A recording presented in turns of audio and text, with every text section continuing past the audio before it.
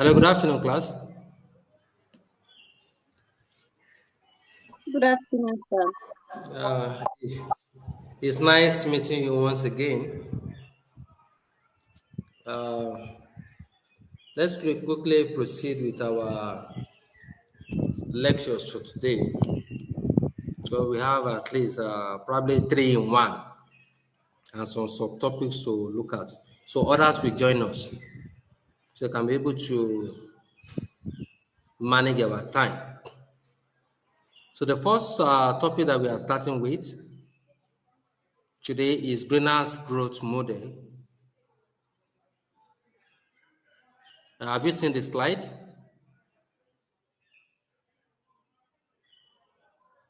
Hello?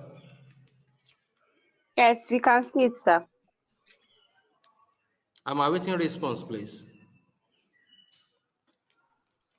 We can see your screen, sir. Okay, I need response. Once I asked like that, so to assist me to know that we're on the same page. Okay, my name still remain the same, Mr. Ali Adewale Ismail. So this afternoon we are starting with the greenhouse growth model. Greenhouse growth model. This greenhouse growth model, to me, is more or less the opposite of the product life cycle of a product as a topic.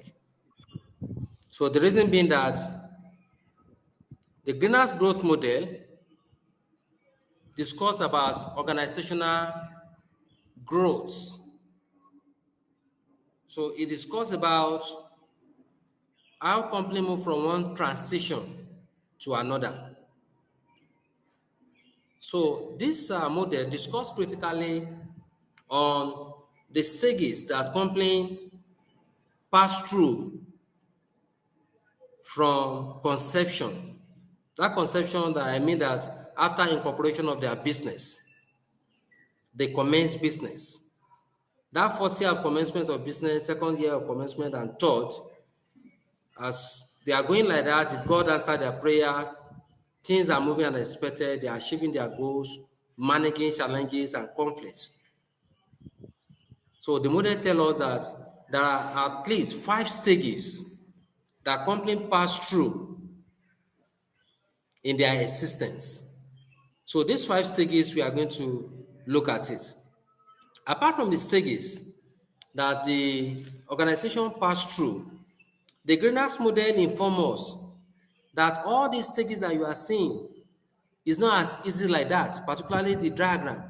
Even the diagram indicates some contour lines to inform us that company experience crisis, conflicts, unexpected challenges within and outside the company, and particularly in a business environment where they are operating. So that's what the greenhouse growth model is all about. So the greenhouse growth model inform us about the time factor. Time factor. Why the time factor? The time factor in that the model says that the only variable in the greenhouse growth model is the time factor,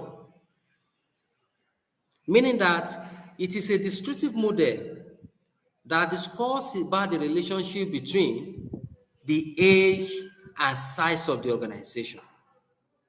That's the reason why you say the time factor, for us not to waste time.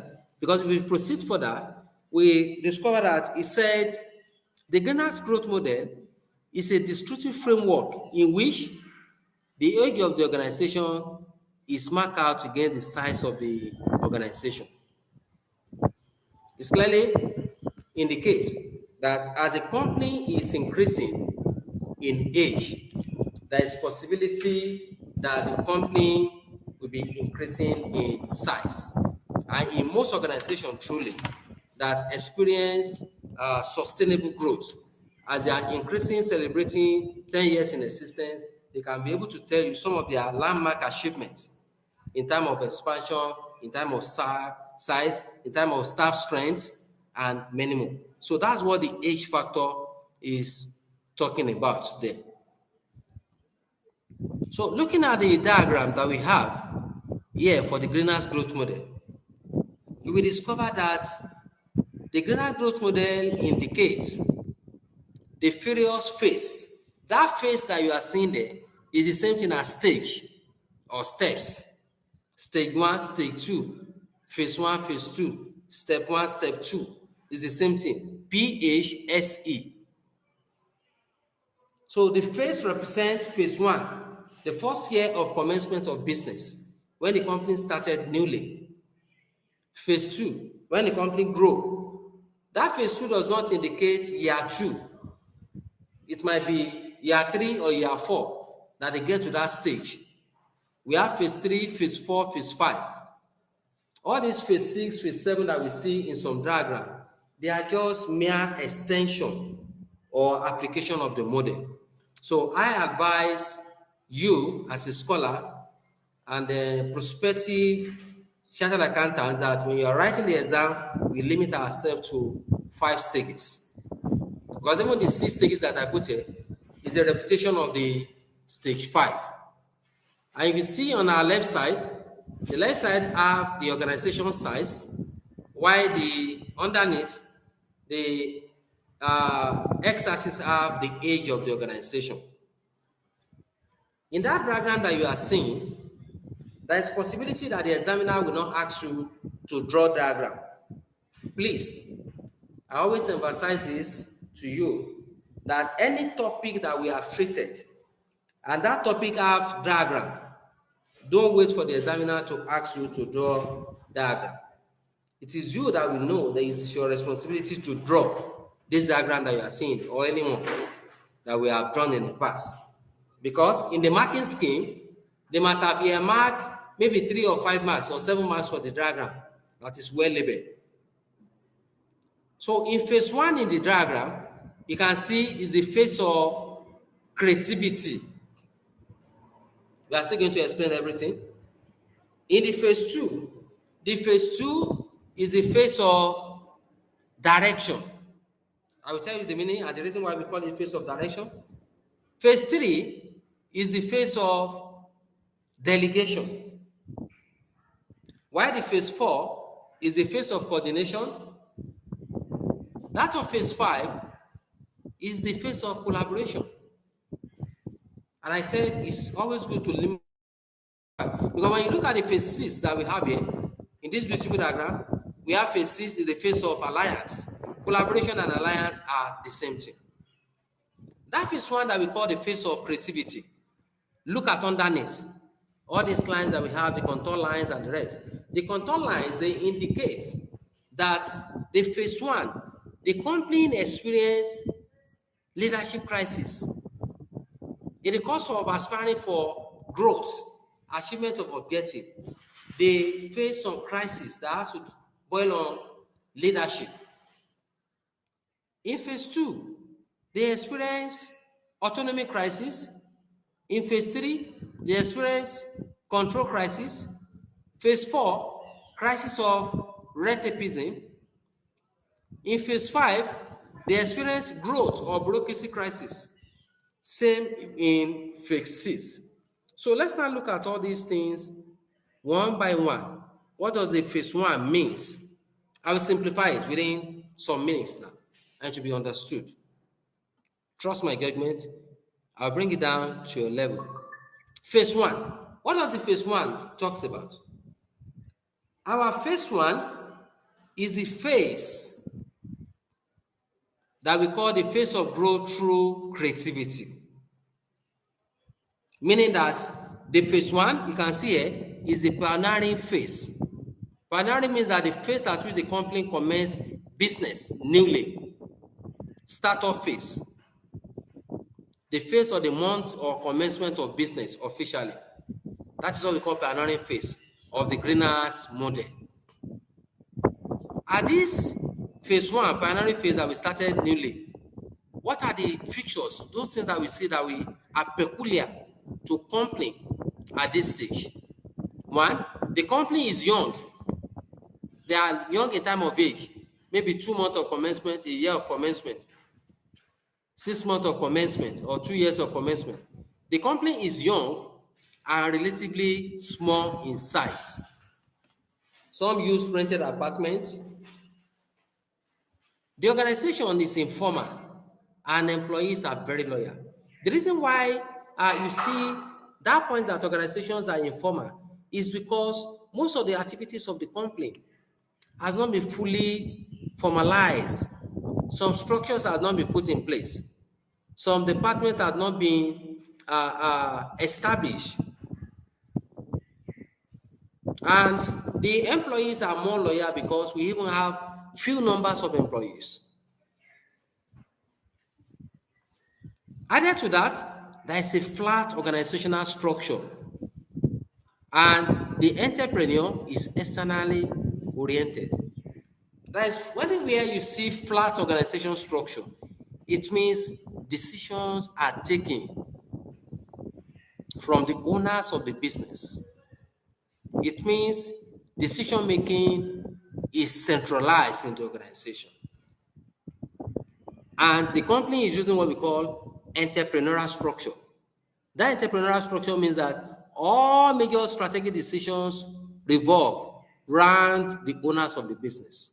It is the entrepreneur that decide on everything.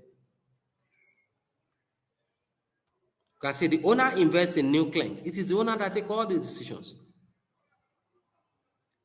But the most important thing that we have to know here is that the phase one is faced with crisis of leadership. Why do we call phase one a phase of crisis of leadership? It is called a phase of crisis of leadership because all decisions are taken by the owners of the business. As a result of that, the few staff that they have, they cannot take any decision. At times, there are instances whereby they experience delay in decision making or unnecessary interruption in production activities, and nobody can commence business until the owners are around or take some decisions. But this phase is not suitable for the company, as the company is becoming expanded, as the company is increasing in size, as the company is becoming more complex. This entrepreneurship structure, centralized decision making, will not be the best for the company. They have to think of another strategic approach. And that is here in this last statement, in the last paragraph, that the entrepreneur is no longer able to take stock of the situation and the leadership crisis arises. Because they will call his attention for this one. Hello, sir, the PACN are here. Hello, sir, the tax clearance. Hello, sir, some customers are having this thing. Hello, sir, please, we're having challenges with the total quality management department or whatever. Sir, the product that we order for are not yet to arrive and we have expedite. Yeah, you'll have told me this and what kind of expedition you do? Can't you send their visitation and the APO? Sir, we have sent it. You can't keep me, I'm coming.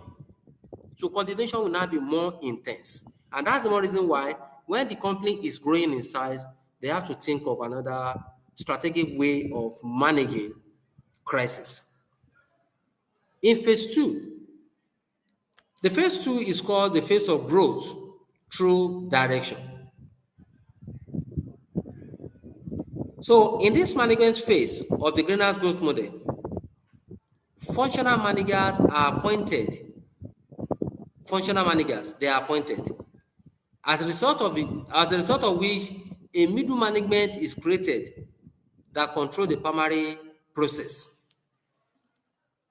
So that means that in order to address the challenges of the leadership crisis that we have in phase one, in phase two, the company creates more directions in that we now have a unit, we have some departments, and to the glory of God, we employ more staff that have more skills and qualifications and experience. So all the staff now, they are given portfolio, supervisors, SBU managers, sales managers, accountants. So they now complement the effort of the leader or the owners of the business. But that notwithstanding, they don't have full control over strategic decisions. because decisions are still centralized.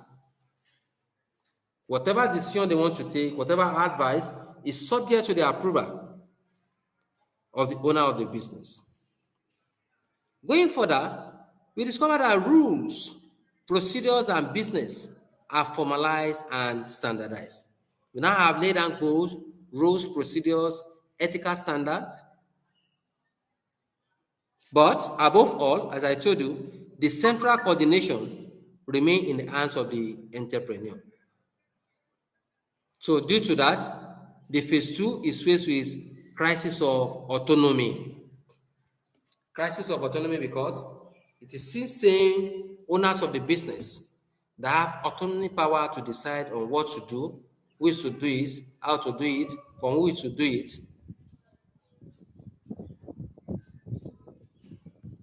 So the middle level managers are need some independent decisions to take and judgment are not empowered.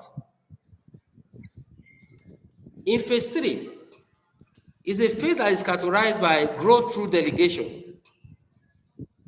So in this phase that we have, the leadership crisis and autonomy crisis reduced drastically because the middle level managers are now being empowered to take some decisions on behalf of the company, all because decisions are being decentralized.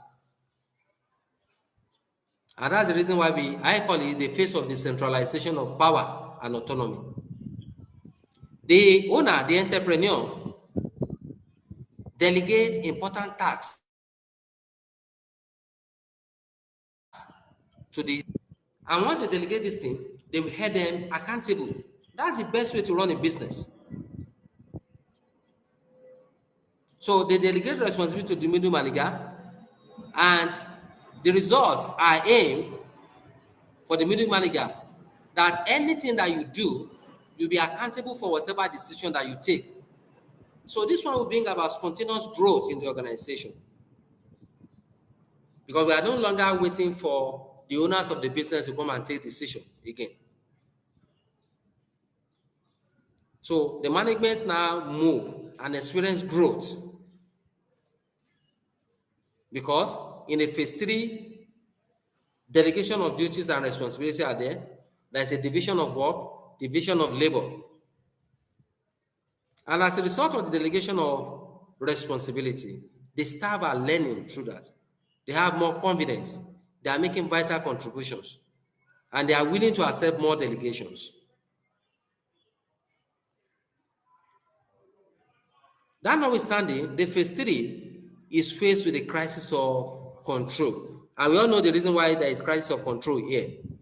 Because by the time you delegate responsibility to your subordinate, you must ensure that you coordinate the activities, confirm whether that task that you delegated was done in accordance with the standards laid down.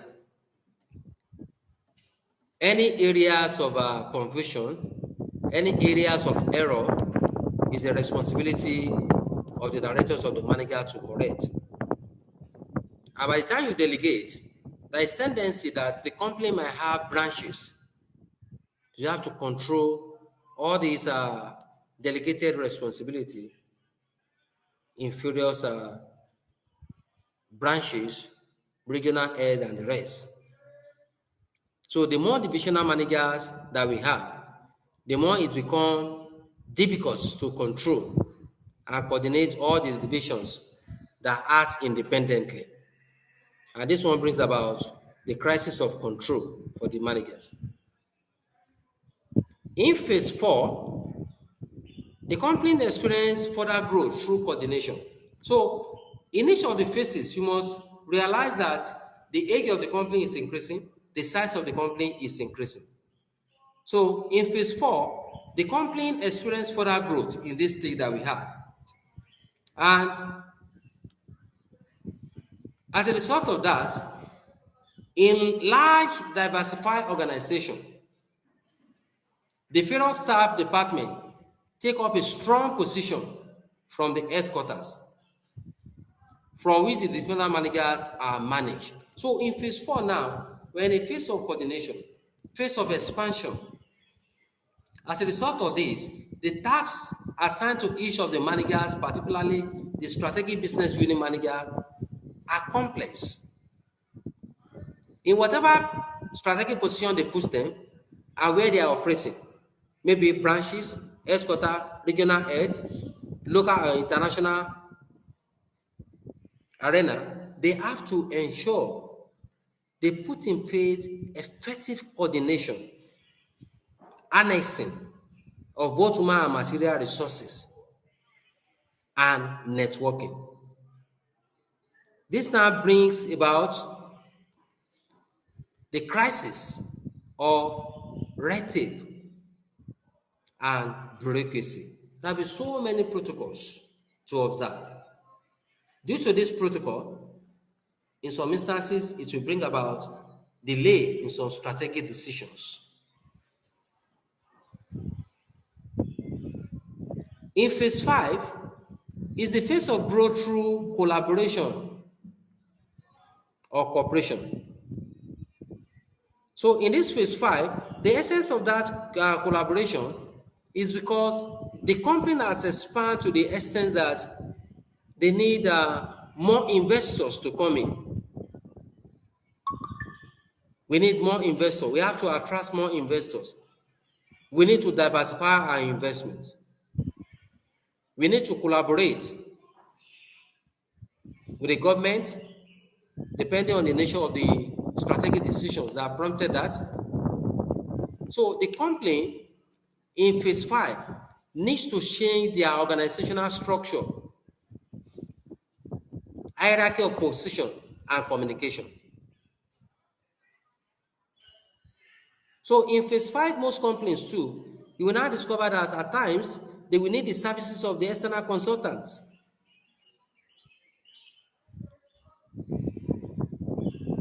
So the external consultants will give us some expert opinions, advice, strategic options, because this stage is difficult to maintain for the company not to experience a retrogressing performance. So the same crisis we face in phase 4 is what we are going to face in phase 5. Crisis of bureaucracy, legal crisis in some instances. We face it. We face complex decision making, crisis of ethical standard, and decisions on corporate social responsibility, among others. Phase 5, as I told you, and phase 6 are the same thing. Be it we call it the phase of growth through alliances.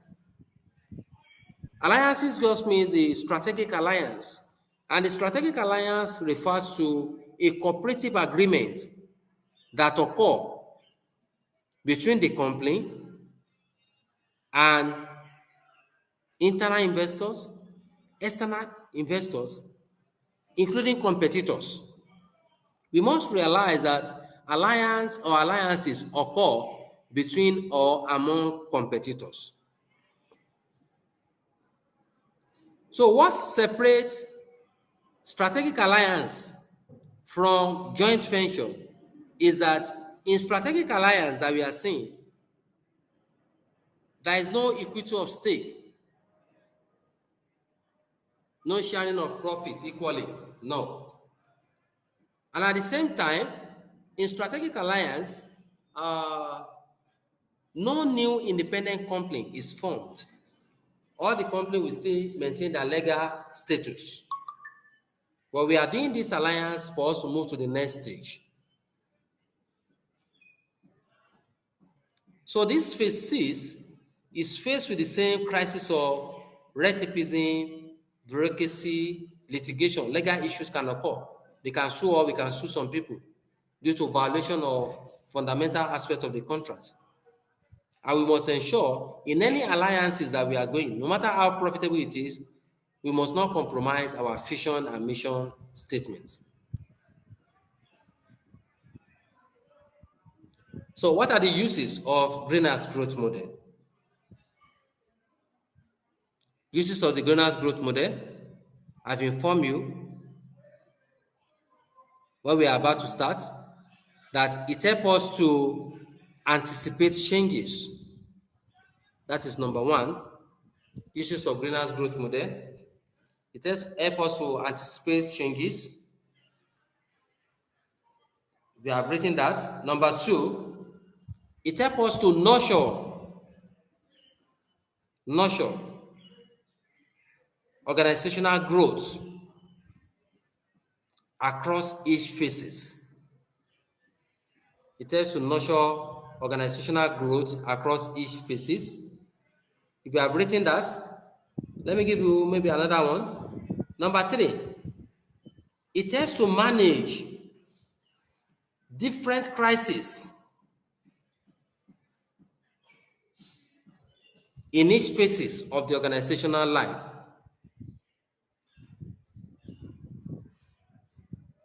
Because in phase one, crisis of leadership. In phase two, crisis of autonomy. In phase three, crisis of control. In phase four, crisis of coordination. Phase five, crisis of bureaucracy, litigation, and many more.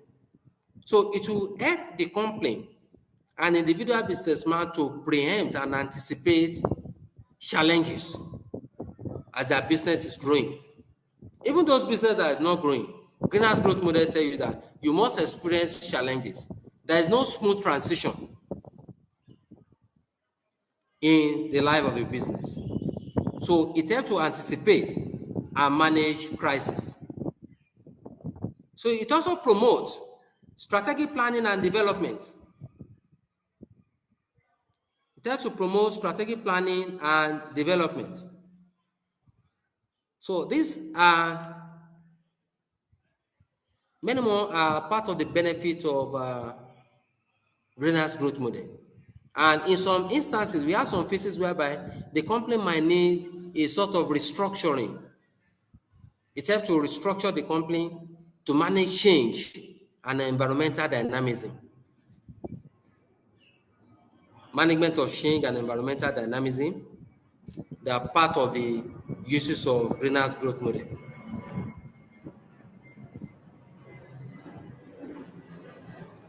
So the important things to know for effective use of greenhouse growth model, that is how to use greenhouse growth model.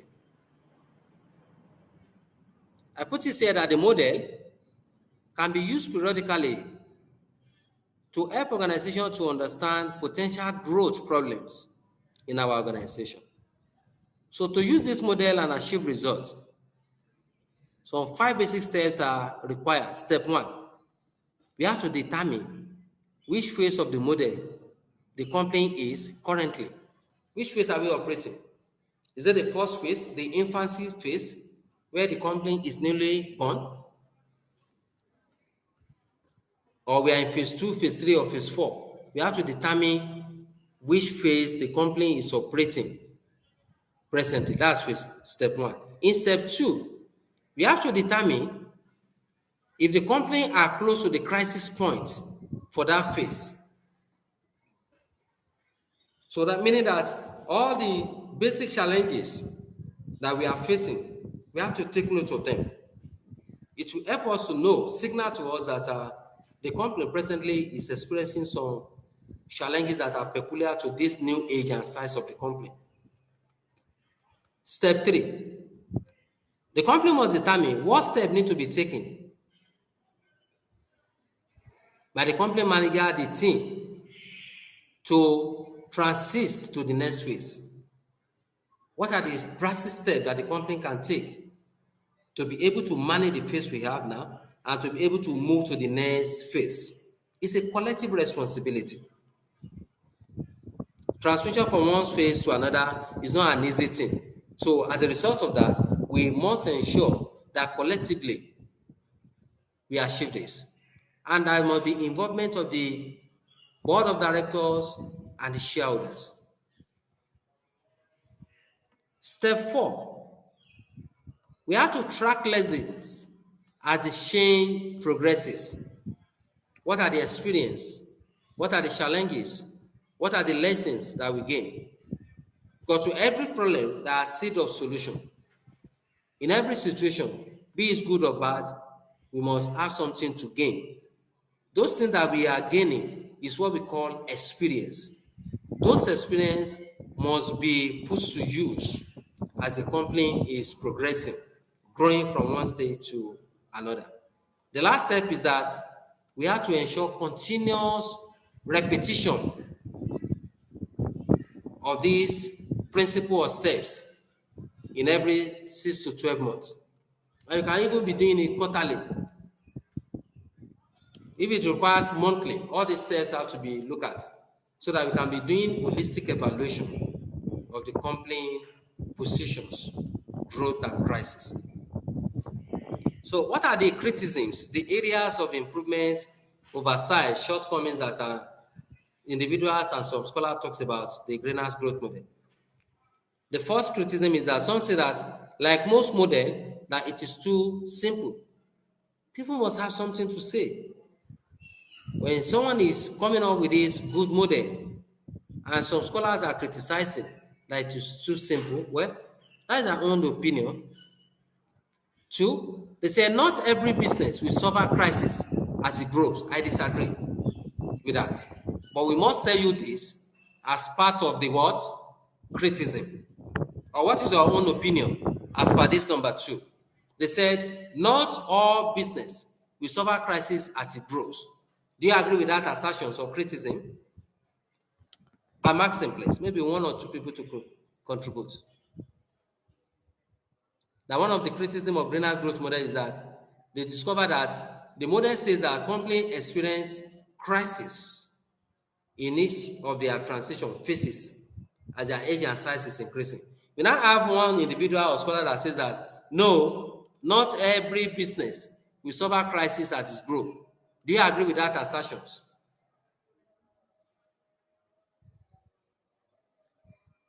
Okay, if there is no response, let me continue. We expected that one or two among us should make contribution because it is not possible for companies not to experience crisis. Either you start the business newly or the company is growing. Because you might have crisis of finance, you might have crisis of resources, you might have the crisis in the area of unpalatable government policy. There can be internal crisis from the shareholders and the stakeholders, investors, some suppliers might increase their price ridiculously and threaten not to supply us with our basic raw material. There are different forms of crisis that the company will experience. So for a scholar now to be saying that not all companies experience crisis, I disagree. Even the government, government investors, they experience crisis.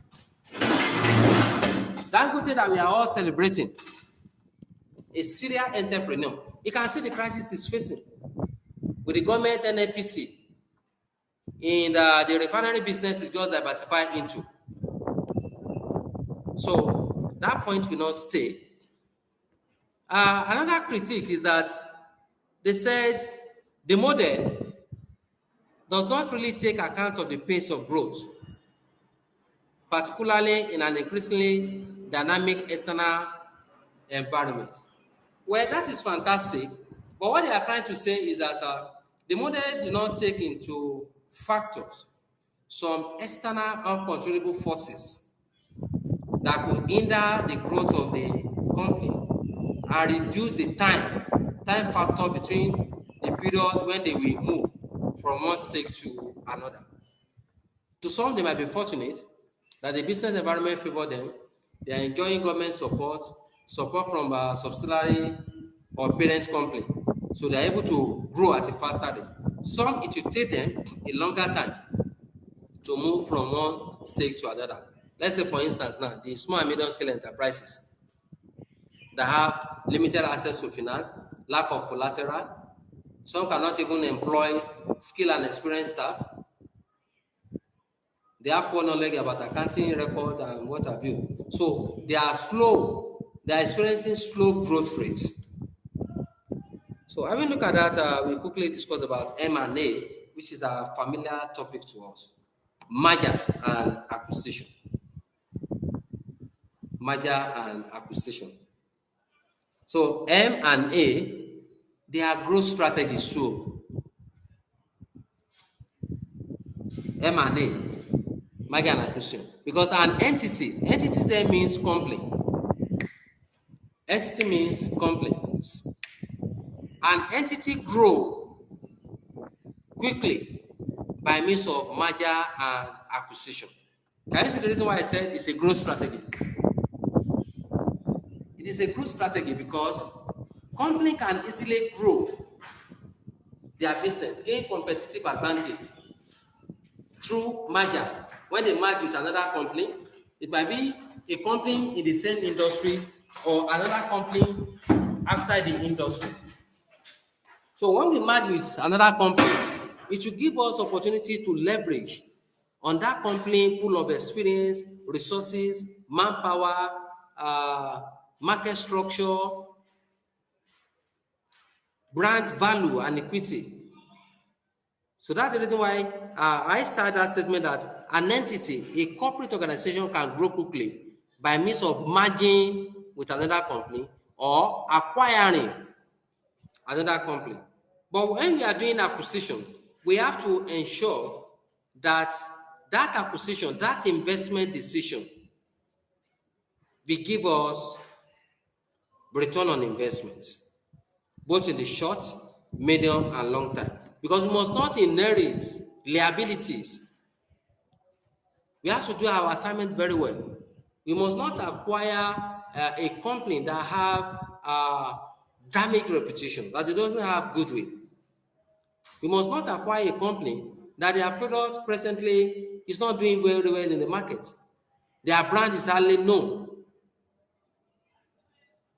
But if both is done very well, be it we are merging with another company, like a Diamond and the Access Bank, or we are acquiring another company, the way Coca-Cola acquires Chief company, Chivita. So we must ensure that we inherit, acquire good property. Because we must ensure that both merger and acquisitions involve the creation of a single entity. From where? From two separate entities. Be it we are merging, two companies coming up. Be it we are acquiring, we are buying totally another company to become our own. So anytime we are talking of merger, we have to ensure that all our underlying basic assignments have to be done in a merger and acquisition. We must be able to trace and know the history of the company very well. We have to ensure it is a company that does not have bad reputation. Is it a company that has been paying tax before? The shareholders, the board of directors, we have to look at it. Their customer base, the perception of investors about it, and in our merger, we must ensure that our V and M, vision and missions, that company we are merging it, is ready to align our own vision and mission statement with their own.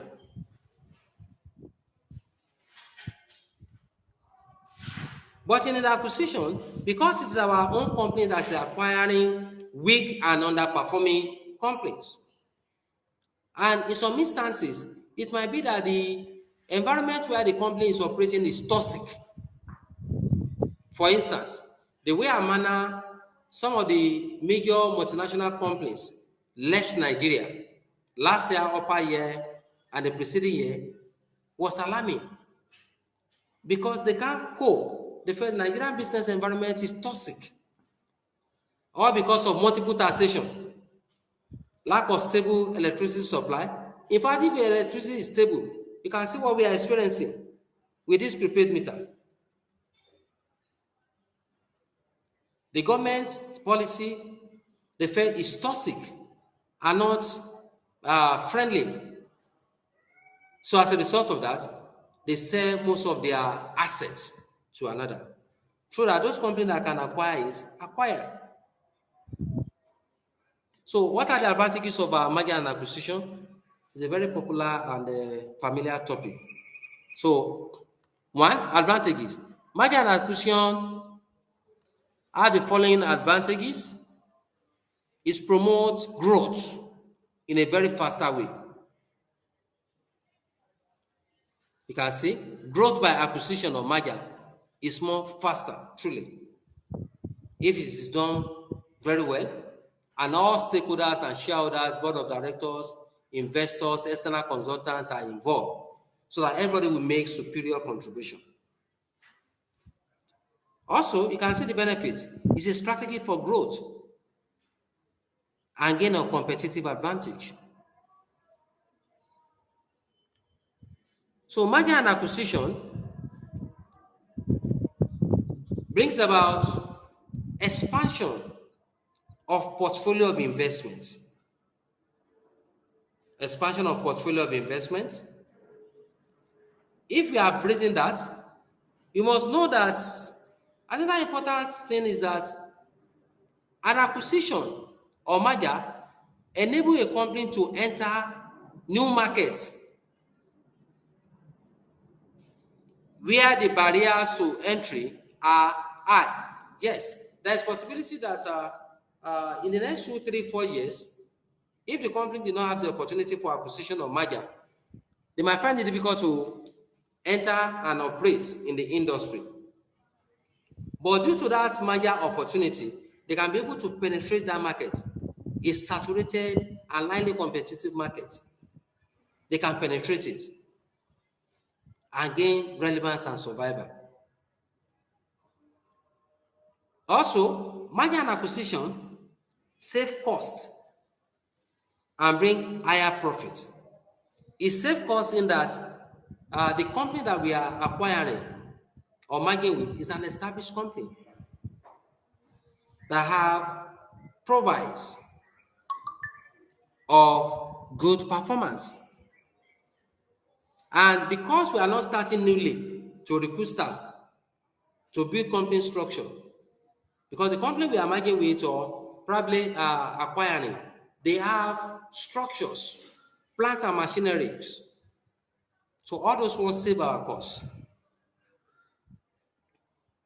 So some of the disadvantages of merger and acquisition that we can think of is that when we merge or acquire a nest, it can lead to loss of investment. Because some people, they don't do their assignment very well. The holistic and logistic assignment that we have to be done, we must ensure that we do it. Get the history about the company, get the history about the owners, their relationship with the society, the investors, shareholders, the governments, and many more. We must not merge or acquire in nest. That is one of the silly and fundamental mistake, strategic myopia that this bank, Sky Bank, committed. As at the time when Sky Bank acquired Mainstream Bank, that time the company is experiencing technical insolvency. They are beginning to experience the signs and symptoms of distress. Yet, CBN, maybe probably because money has extinguished, still allowed them to merge with Mainstream Bank. That's the former, what's the name of this bank? They acquire it, even at a ridiculous price. Not quite long after some couple of months, they begin to have series of crises. The company begin to now experience bank distress. For them not to enter total distress, CBN have to come in through what we call bridge bank option. They give all the shareholders, the owner of the bank, opportunity for recapitalization. But they said they don't have the capital to revive the life of the bank. So CBN assumed ownership of the bank, changed the name to Polaris, and looking for suitors to buy the bank. And that's more reason why we must ensure that merger and acquisition is not something that we just take easy like that. Because when we are merging, we are talking of new structure, new management, new culture, new system. The vision and mission of the company, we have to ensure we align it together. Our employees will feel threatened. They might be envisaging loss of job, and which happens in most cases. So these disadvantages mostly come from complaints because lack of adequate preparation and consideration. Because the company philosophy and culture is quite different, particularly in Magia. So all these areas have to be identified and ironed out. The syllabus require that we must know the meaning of diversification and integration. Diversification, as we all know, require moving from one business to another. Diversification.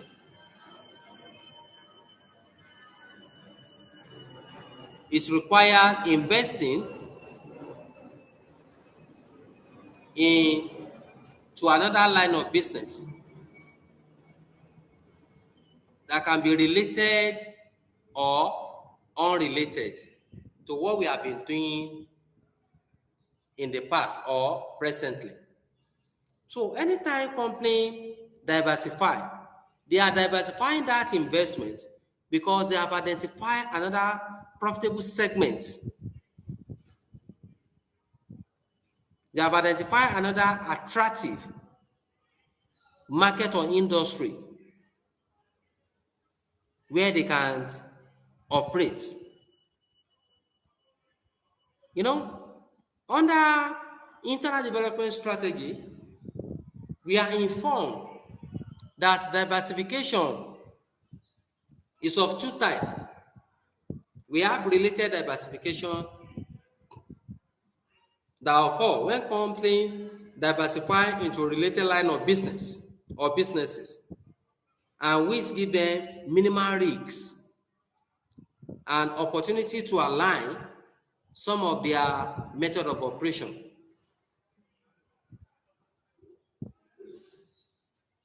Okay, we are still going to come to that diversification under Igor Ansov growth strategy.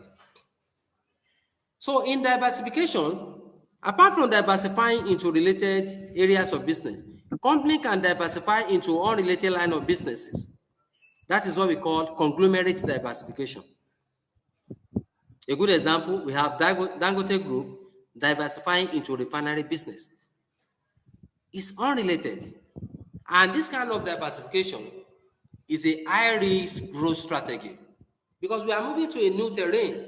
And that's one reason why you are seeing them having crisis with NNPC, having crisis with the people in the mainstream, downstream, having crisis with the government and what have you. The level of breaks is high.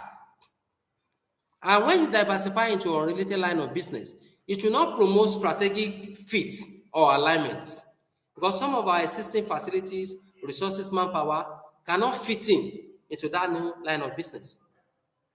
If I may ask you, all the staff they are using to produce sugar, cement, all the machines, can they use that machine to refine petrol, crude oil? No. So that's the reason why you see here that I inform you that conglomerate diversification, unrelated diversification, is a greater risk than concentric diversification.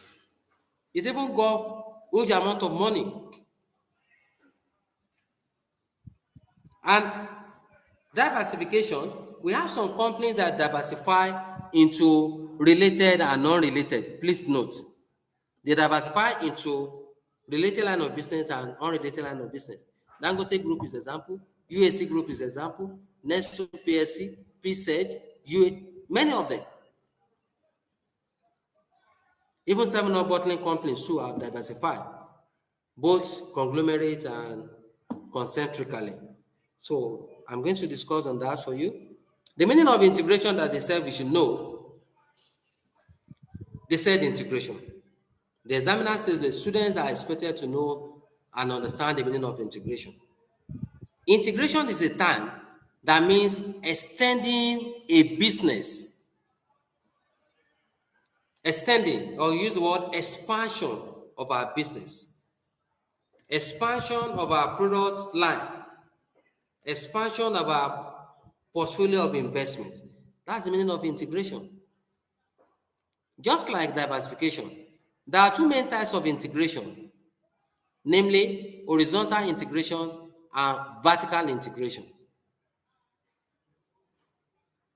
In the horizontal integration, a company extends its business by obtaining a larger share of its existing product market. Larger share of its existing product market. That sounds a bit technical. The simple meaning is this. In the horizontal integration, a company might acquire one or more of its competitor. It is a naked truth that we all know that Coca-Cola acquire Limca Bottling Company. Before, they do what we call buy-in strategy. But for them to be able to fight 7-Up, particularly in the sales of our team, which has killed the sales of Schweppes totally.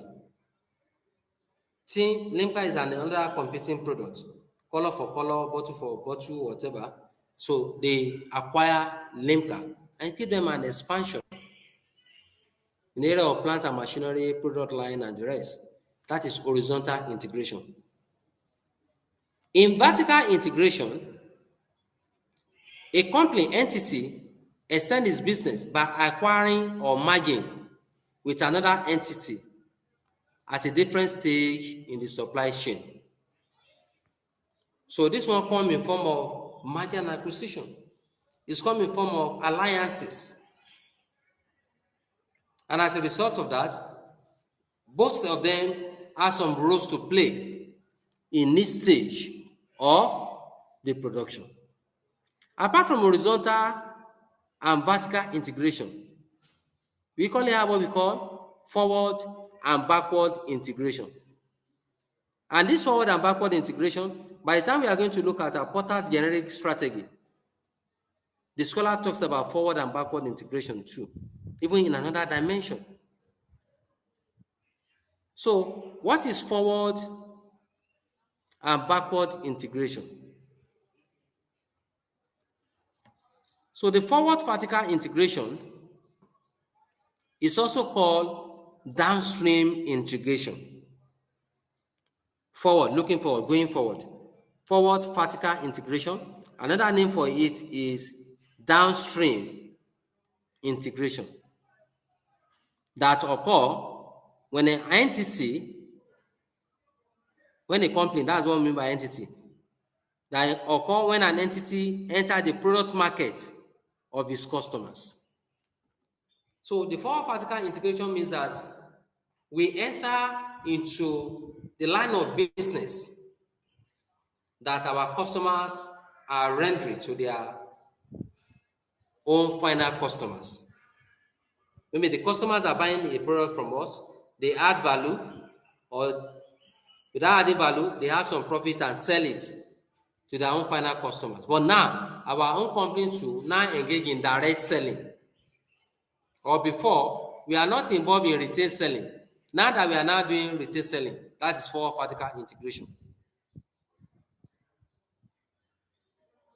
Look at this example that we have here. For example, a manufacturer of tires might go into the production of motor cars or motorcycle. Once they have done this, they have entered into the customer's market through forward vertical integration.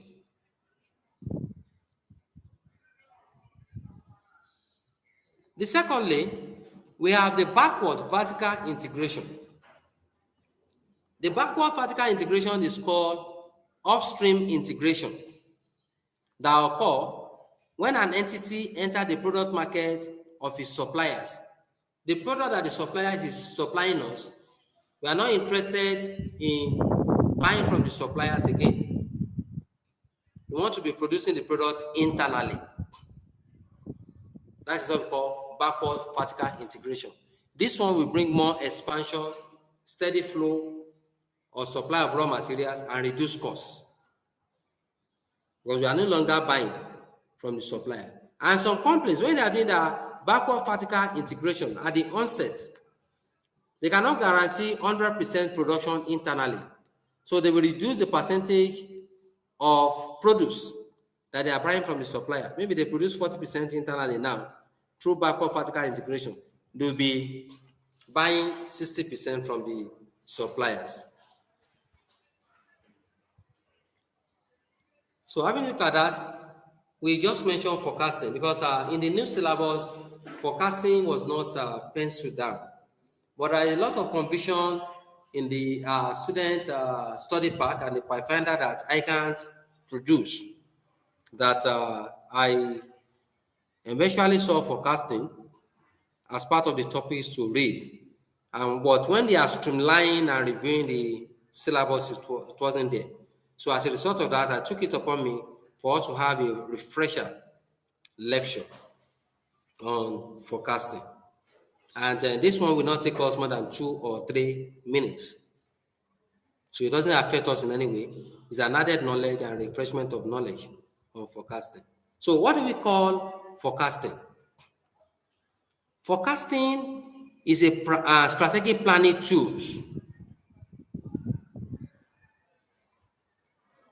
Strategic planning tool. That is what we call forecasting. And calling it a strategic planning tool, we must not over-exaggerate our forecasts or assumptions in a way that will cause problem for the company. Because some companies are borrowing money to do this. So due to that, forecasting is a strategic planning tools that should be based on what? Reasonable expectations. Do you see what I put there? You must not exaggerate it. You must not set a target that is too ambiguous or ridiculous to achieve. So it's a strategic planning tool that should be based on reasonable expectation of what is likely to happen in the future. The future might be next week, it might be next 2 weeks, it might be this month, it might be quarter, it might be yearly, it might be a medium time outcome or future results. But whatever thing that you are predicting, let your prediction assumptions to be reasonable enough.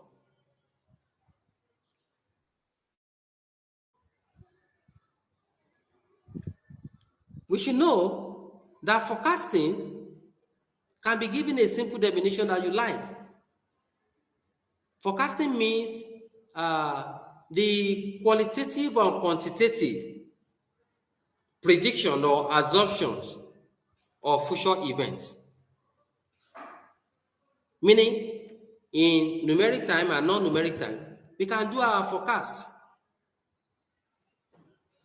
It is the assumptions or prediction of future event. That future event, e.g., maybe assumption or prediction of sales volume and returns is forecast.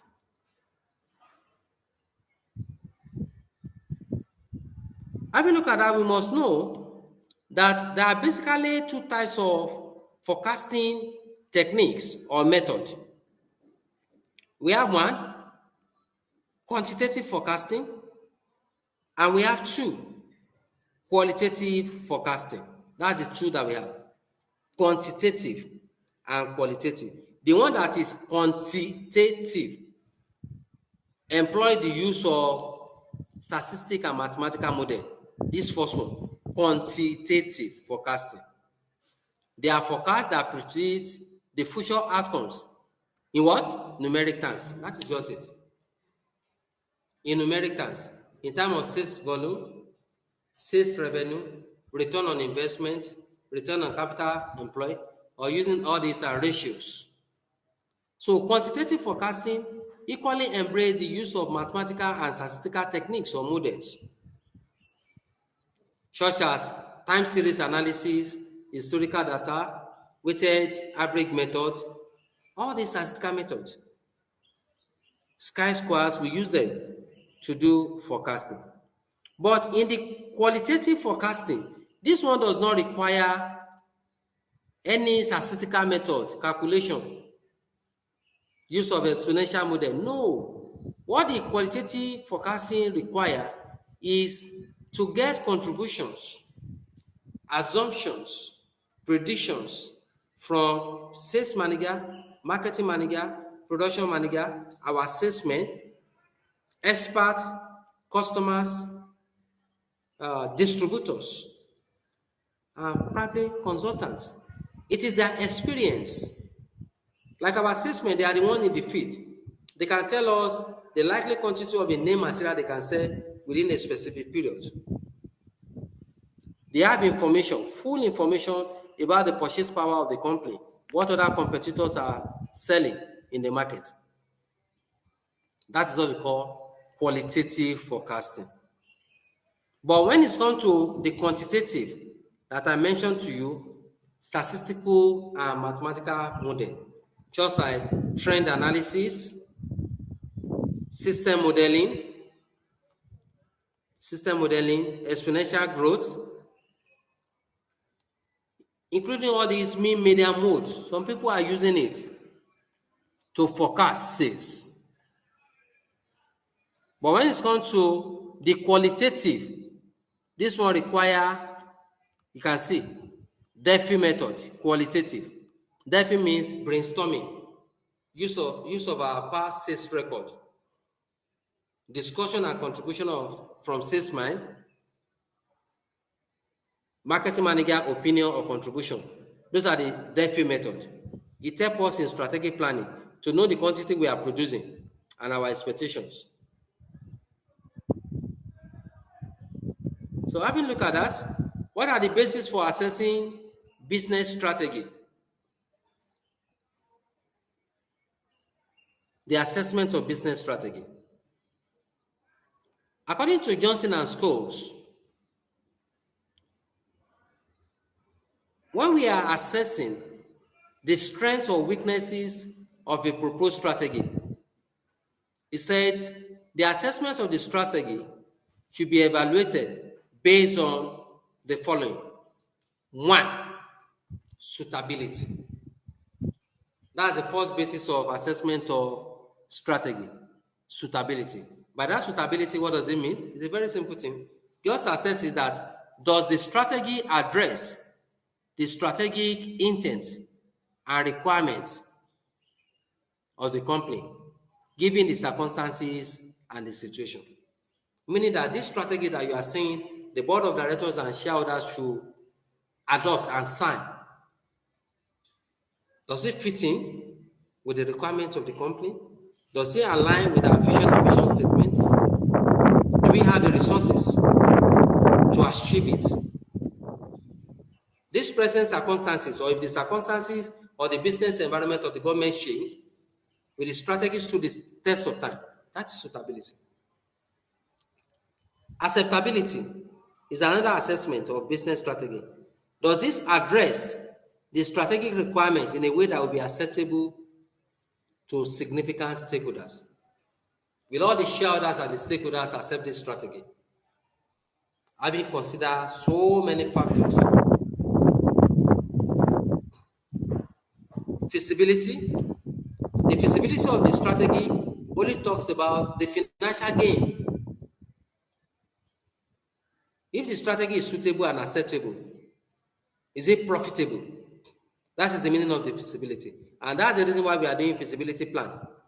If we do our feasibility plan, we discover that the strategy that we want to employ or the business is not profitable, then we drop the business or strategy. Because the essence of going into business is to gain financial return. And even if the business is yielding financial return, but the expected return is low, we stop the strategy of the business. I think I put that somewhere here. Okay, look at this place. However, if the expected financial return is low, or if the strategy could only be implemented at a loss, it should not be undertaken. That strategy or business should not be undertaken or ratified by the organization. So that is that about suitability, accessibility, and feasibility of business So all of that thing that you are saying, suitability, feasibility, I only do that one to explain further for you. Like for instance, now for you to know that I only explain further, look at this feasibility here. Feasibility of a strategy. I said the feasibility of a strategy is concerned with whether it will work. A strategy is feasible if it can be implemented successfully and profitably. Assessing whether a strategy is feasible will require some judgment by the management. And in line with that judgment, look at this. Some of the questions to consider in determining the feasibility of the strategy or investment are follow. One, is there sufficient finance for the strategy? Can we avoid it? Two, can we achieve the necessary level of quality that the strategy will require? Three, question, do we have the marketing skills to reach the market position that the strategy expects us to achieve? That market position, whether we are aiming for market leader position, market challenger position, market followers position, and market niche position. I'm still going to discuss this as a topic for you. Another topic, number 4, is that do we have enough employees with required skills, employees with necessary skill to implement this strategy successfully? If no, we will not adopt the strategy. Next one, can we obtain the raw material that will be needed to implement this strategy? The sufficiency of raw material in terms of time, information, manpower, machine, methodology, and many more. Do we have the resources? Because I've not told you at the onset that we must not set or adopt any strategy that is above the limit of our resources, manpower, and capability. And that's the reason why this one is asking us, can we obtain the raw material that will be needed to implement this strategy? Again, will our technology and innovation be enough to implement the strategy successfully? These are some of the things that we require to know under the suitability, acceptability, and feasibility of strategy. And we must know the strategy that we are accepting, if it is suitable, acceptable, and feasible. That strategy must ensure strategic fit. The very reason why I penciled it in yellow, meaning that the strategy that we are adopting that is profitable, feasible, acceptable by all the shareholders, stakeholders, and directors, and it is suitable in all circumstances. That strategy must fit, align with the company and vision statement. That's what we call strategic fit. The strategy must align, must not conflict or threat our vision and mission statement. Having looked at that, we quickly look at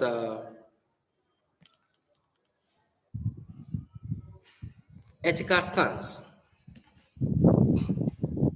Ethical stance.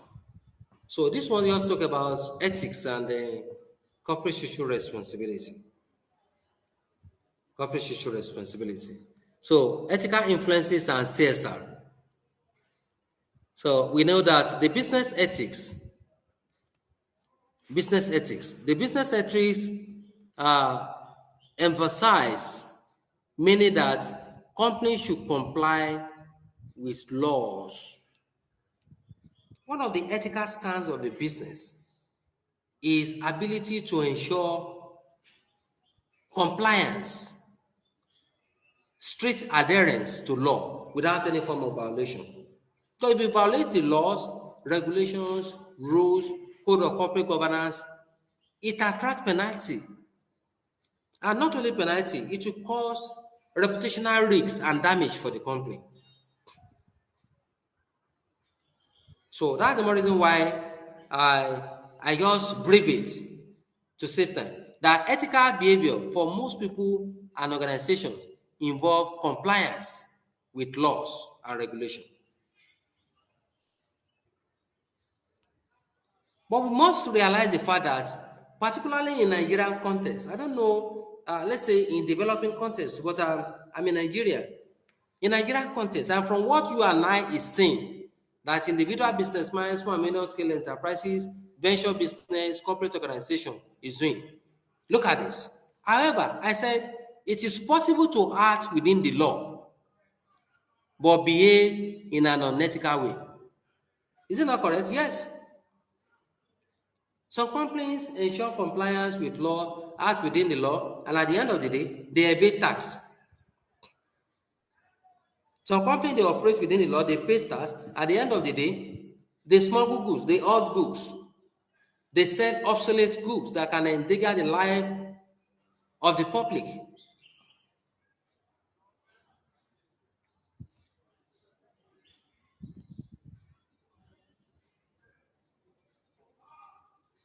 So we must realize that the ethics of doing business are different from ethics of the normal social behavior or all this club or association. Or because businesses here, I mean companies, because companies compete with each other, and many decisions are taken for commercial reasons. Many decisions are taken for commercial reasons. So as a result of that, we must ensure that we do business with fair competition. We must ensure we do business in compliance with the provision of the constitutions, CBN directives, government law, policies, agency laws. All these things must be respected and complied with.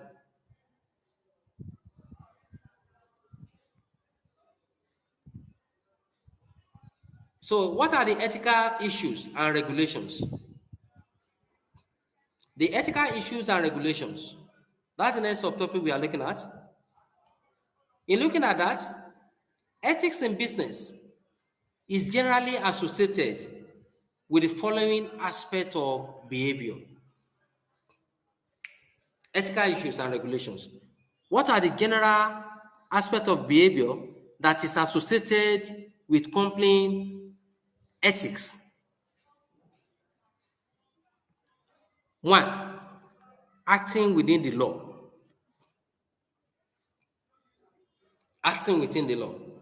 That means overall, anytime we are talking of ethical behavior, be it local or international business, ethical behavior often means compliance with accepted local and international code of behavior. We are still going to do that under corporate governance. Another aspect of the ethical behavior is fair and honest dealing with suppliers and customers.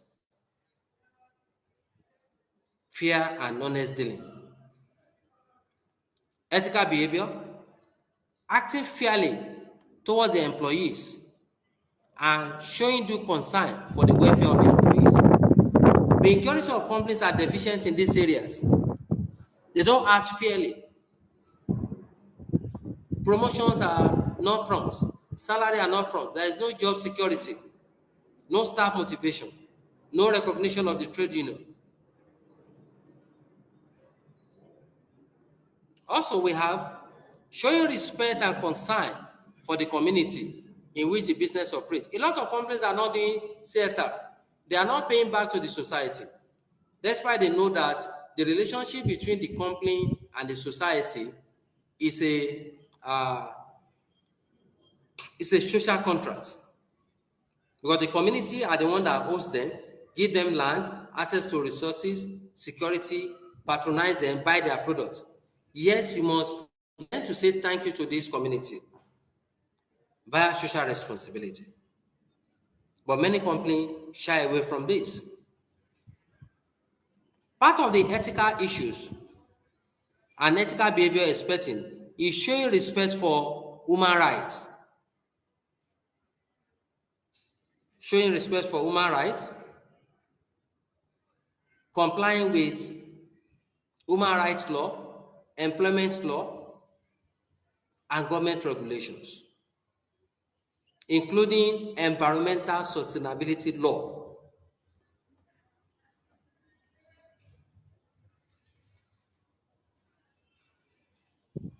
Okay, we proceed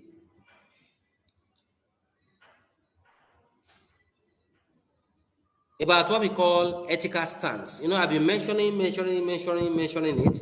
Ethical stance, STANCE. The ethical stance is brought from the behavior of a lot of companies and their perceptions, particularly that of the board of directors, their perceptions about the company they are managing on behalf of the shareholders. Some of them have good ethical stance, but majority of them, their ethical stance require a sort of restructuring. So sorry, the network trip off. Let's quickly round up. Can I proceed? Yes, sir. Hello? Can I proceed, Yes. please? Yes, Okay. we can hear you, sir. Okay, on the ethical stance, we said it's all about different perspective about different ethics and standard in different organizations, because majority of board of directors have different perspective and orientation about their ethics. In that some, their priority focus is for the satisfaction of the shareholders alone and the neglect of other employees that are making immense contribution. So, and I told you in the ethical standard, there is a range of different ethical stances that a company might take, but it is useful to group them under 4 positions on a scale of 1 to 4. Let's look at the first position of ethical stance of some board of directors. Position 1, the company takes the view that its only interest should be the short-term interest of the shareholders, meaning that their priority, their focus, their emphasis is to satisfy the interest of the shareholders. They feel the shareholders are the owners of the business, they found it, they finance it, they manage it, they face the risks and losses in the business, so that everything belongs to the shareholder. And it is the interest of the shareholders alone that must be protected. That is one ethical stance. Another ethical stance, position 2, is that the company take the view that the interests of the shareholders are the most important concern, still emphasizing position 1. But in the long time, the company will benefit by showing some concern for interests of employees, community, and general. So this one say more or less maybe 90 ratio 9 to 10, 90 to 10. Because the position 2 is still emphasizing that the interest of the shareholders is superior than any other interest. That peradventure, if there is a need in the future, imagine, we can now consider the interest of the employees, community, and public. In position 3 of the ethical stance, some investors and board of directors felt the company recognizes an obligation not only to its shareholders, but to other stakeholders group. This one says that we must balance it. We have to remove this paradox, balance it. Our obligation is to satisfy the interests of both the shareholders and that of the stakeholders, for company to avoid internal tension and disequilibrium and sustainable growth. While in position 4 says the company has an ethical obligation, ethical stance towards the society, and should be a shaper of the society by creating a fair and just society for everyone. Therefore, financial objective should be of secondary importance. This one is not saying that you have to ensure that your ethical stand is all encompassing. It will be so broad to the extent that it must cater for the need of the shareholders, the stakeholders, and the entire public and society. Because companies are expected to be what? The shaper of the society. That means we must contribute to societal development.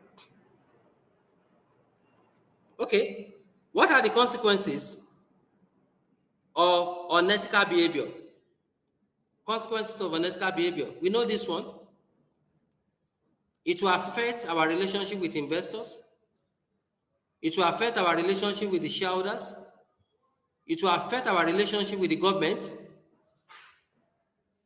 Consequences of unethical behavior. Maybe if I'm too fast. One, it affects the company relationship with their shareholders.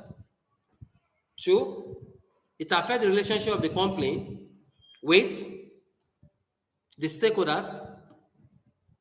Three, it affects the relationship of the company with various investors. Four, it affects the relationship of the company with the government, because any unethical behavior attracts sanctions and litigations. Five, unethical behavior bring about hostile relationship between the board of directors and the shareholders. Apart from that, number 6, it exposes the company to reputational risks. And what we call that reputational risks means engaging in activities and unethical standards that can damage the goodwill and reputation of the company. Anytime the company, be it their support staff, security, directors, employees, engage in unethical behavior, it soils the image of the company. And once the image of the company has been damaged, this one have negative multiplier effects, and it will negate the perception of the public about the company. It will affect their brand. It will affect customers' patronage, and it will discourage a lot of potential investors.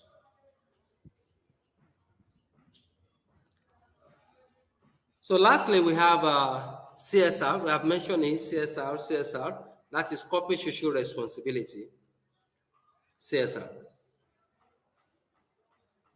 CSR means a voluntary responsibilities that company carry out to impact positively in the life of the society. You can see I use the word society there. If you like, you can use society. If you like, you can use the public.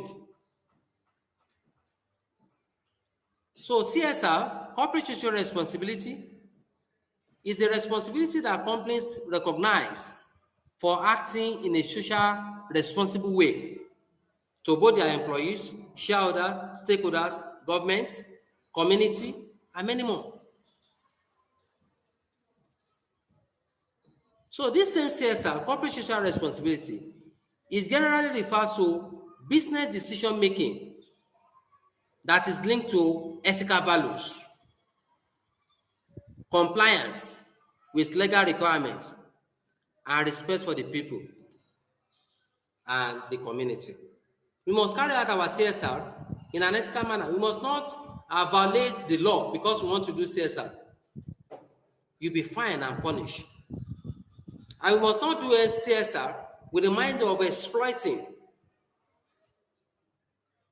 the customers of the community or perpetrating fraud. CSR must not be done to evade tax, because I've seen some scenarios like that in Nigeria. Our CSR should be directed to the entire public.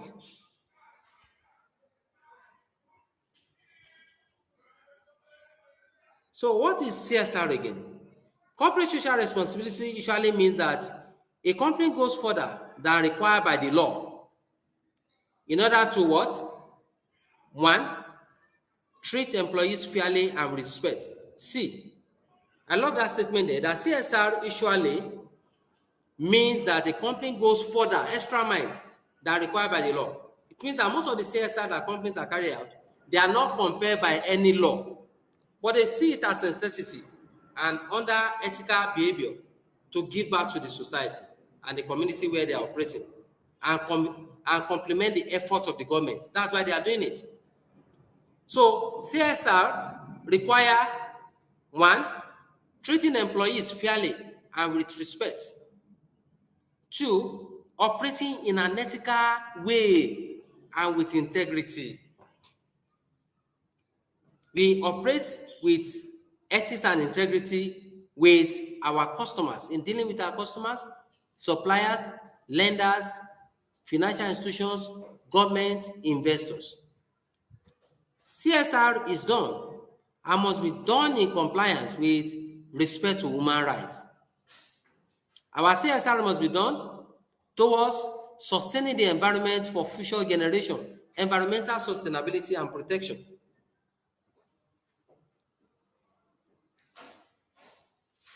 So what are the critical aspects or dimensions of CSR? That means the areas where our CSRs can be directed or focused on. Number one is ethical responsibility. The essence of CSR is to re-emphasize and reorientate our staff that a company should operate in ethical ways. Honesty, doing things right, fair competition. Two, another critical aspect is labor responsibility. Compliance with labor law. Don't employ infants. Ensure staff motivation. Job and pay security. Promotion as at when due. Avoidance of discrimination at work. Unbiased appraisal. Recognition of trade union, and many more. Retirement benefit, insurance of staff, all these things are labor responsibility under CSR that company must do. Legal responsibility, this one just means compliance to all laws. Philanthropic responsibility, this one requires that the company can do donations to individuals, internally displaced people, schools, recreational centers, provision of basic infrastructural facilities, building of schools, hospitals, agricultural development, sports development, support to women entrepreneurs and SMEs. We can channel our CSR towards that. Economic responsibility. And part of our economic responsibility is to pay our tax as at when due. That's one of the basic economic responsibility. Exportation, investment in research, job creation. Environmental responsibility means protection of the environment. We must reduce pollution. We must adopt green manufacturing. Under environmental responsibility, we must not produce any product that will endanger the life of the society.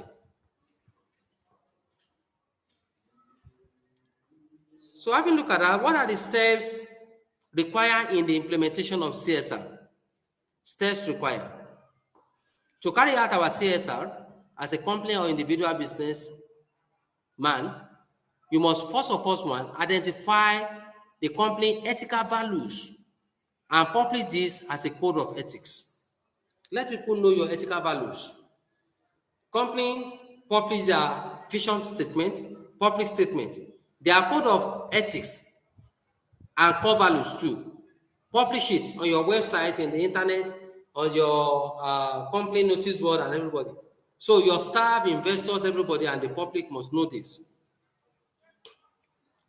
Once we have published our code of ethics and value, two, establish the company current position with regard to its CSR value. Let people know our position currently about our CSR, what we stand for, what we have been doing in the past, and what we intend to do going forward. Number three step, develop realistic targets and strategy for implementing CSR policy. Realistic target means that this year, 2026, our CSR is going to be directed towards support to physically challenged individual. Our CSR is to be directed towards security support because of the persistent ravaging insecurity in Nigeria. We want to support the government, the state, the local government. We want to support the police by buying security patrol vehicles to them. Let that be a realistic target and strategy for implementing it. And this CSR must be communicated to all the board of directors and the shareholders for ratification. Number 4, the company CSR achievement should be communicated to the key stakeholders. Let that be CSR reporting. In our AGM, our CSR reporting should be there. In our website, to all our staff, even employees, they like to stay with companies that have good reputation, that give back to the society. Employment seeker, they want a company that have goodwill, that do CSR. Investors too are watching. They are ready to invest in a company. So as a result of that, our CSR reporting should be published regularly. And at the same time, the company CSR achievement should be monitored. Our CSR achievement should be. So when we are doing all these things, then automatically we have followed all the steps required to carry out CSR. So what are the implications of ethics and CSR? The implication of ethics and CSR, the implication is that it boosts corporate reputation. You can put that down. Implication of CSR, it boosts the company reputation. 2, it helps to mitigate. It helps to mitigate, MITIGATE, mitigate or reduce business risks. It helps to mitigate or reduce business risks.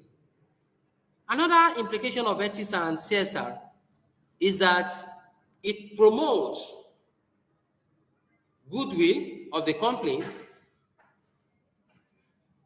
and reciprocal relationship with the public. It promotes the goodwill of the company and reciprocal relationship with the company. Number 4, it promotes mutually benefiting relationship with the government.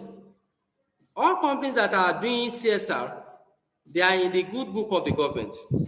Government recognize and appreciates this. Government recognize and appreciate what? Those companies that are doing CSR. As a result of that, CSR is very, very essential. And again, it improves the competitive advantage of the company. It improves the competitive advantage of the company. Let me add one more and proceed so that we can be able to round up because of another lecture. CSR promotes strategic alliances with the government, the customers, investors, and the society. It promotes alliances. They want to join alliance with us all because we are giving back to the society, or because we adopt ethics and standards, or because our company is practically associated and involved in solving societal problems. So people come to join alliance with our company. So with that, the basic topics that we are expected to cover today, we have covered it. So what we now have above is some terminologies that we have to know. Like for instance, strategic selections. What they call strategic selection. Strategic selections means selecting the best strategy out of the numerous alternatives that we have at our hands. that in selecting or adopting strategy, we must ensure our strategic selection is based on the assessment of what? I've told you this earlier. Suitability of the strategy. The strategy must be suitable. Feasibility of the strategy. The strategy must be profitable. Acceptability of the strategy. The strategy must be acceptable by all stakeholders, shareholders, investors, and the board of directors. Evaluation of strategy. The evaluation of strategy means we have to evaluate the benefit that we are going to derive from the strategy, particularly at the long run. Evaluation of strategy, apart from the benefits, require financial evaluation and commitment. It requires risk evaluation. If the strategy attracts high risk, it is better we don't take the decision to adopt the strategy. What is the meaning of enforced strategy? Enforced strategy. Enforced strategy means the strategy that the company adopted or implemented out of no choice. Maybe the circumstances might be the government circumstances or policy or the environmental circumstances of the competitors force us to adopt that strategy. That is what we call enforced strategy. The strategy that we adopted or implemented out of no choice. We don't have any choice than to implement the strategy. E.g., downsizing. Lastly, for today, what is the meaning of experience? Experience, they are acquired over time, and with experience, a company develops skills and competency. As we are progressing from phase one, phase of creativity, to phase of direction, from phase of direction to phase of delegation, as the company is carrying out their daily operational activities to achieve some pre-stated goals and objectives, they are gaining some experience. But when it comes to learning, learning refers to the acquisition of new ideas, acquisition of new ideas. That is what we call learning. And then I quickly want to address this before we call it a day. One of our scholars told me that I think he said maybe he doesn't understand. Where is the question? That there was a statement that I mentioned that was not clear to him. Can that person please inform me again so that I can just make clarification to that before we call it a day? Hello? Hello, what was the question again? You know, the network was interrupted. We had to log in again. Or is it clear now? Okay, sir, I was asking you, but I don't understand the crisis emanating from. In view of no question, this is where we are going to end our lectures today. So accommodate another lectures, another assignment. You can see underneath the lectures today, I put self-assessed questions. Like, for instance, question number 1, explain business ethics and ethical stance. 2, explain to the board 5 aspects of corporate social responsibility. C, advise the company on steps to be taken in implementing a CSR policy. So this one is adapted from ICAN past question May 2021 to 2022 diet. In question number 2, in relation to this topic, define the idea of CSR in a way that highlights its essence. 2B, present 2 fundamental factors underpinning the idea of corporate social responsibilities. 2C, discuss the main aspect of CSR. So this one is adopted from ICAN May 2026 question. In question number 3, 3A, with the aid of an appropriate diagram,